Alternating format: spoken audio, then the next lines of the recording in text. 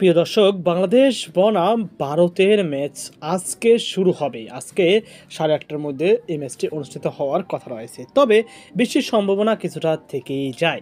কিন্তু আইসিসির যে বৈষম্য শিকার, যে অবহেলার শিকার হচ্ছে বাংলাদেশের মতো ছোট টিমরা, সেটা স্পষ্ট হয় যখন ভারত এবং অস্ট্রেলিয়া কিংবা বড় দলের সাথে খেলা হয়। তখন সেটা বাংলাদেশের মতো ছোট দলদের সেটা স্বচক্ষে দেখা যায়।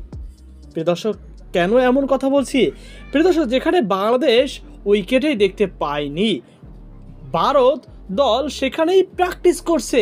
হ্যাঁ, এমন একটি অদ্ভুত সত্য ঘটনা ঘটেছে বাংলাদেশ বনাম ভারতের ম্যাচের আগে, যখন ভারত প্র্যাকটিস করছিল। প্রিয় দর্শক, অস্ট্রেলিয়ার সাথে নামার আগে উইকেটে দেখতে পায়নি বাংলাদেশ দল। সাকিব শান্তদের অনুসরণ করতে দেওয়া হয়েছিল অন্য জায়গায়, তার আগেই ডাকা হয়েছিল উইকেটটি। অন্যদিকে আজকে যে বাংলাদেশের বিপক্ষে ম্যাচটি শুরু হবে, সেটা ঐচ্ছিক অনুসরণ করছে বিরাট কোহলিরা এবং রোহিত শর্মা। তবে সেটা কোনো অন্য পাশে বা কোনো ইনডোরে নয়, সেটা হচ্ছে যে ম্যাচটি খেলা হবে সেই মাঠের সেন্টার উইকেটে, এবং যে পিচে খেলা হবে তার পাশের পিচেই নেটেই প্র্যাকটিস করেছেন তারা। তো বুঝতেই পারছেন আইসিসির এমন দুমুখা আচরণ।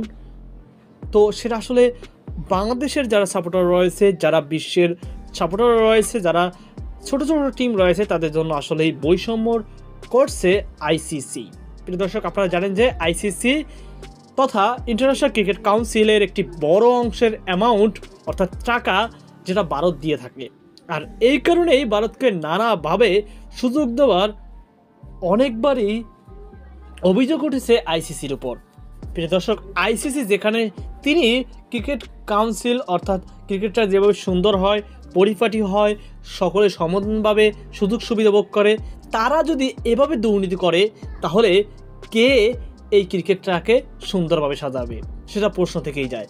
তো এই ছিল আমার সর্বশেষ আপডেট। তথ্য সকল বাতাংশ থাকুন। আজকে পর্যন্ত, আল্লাহ হাফিজ।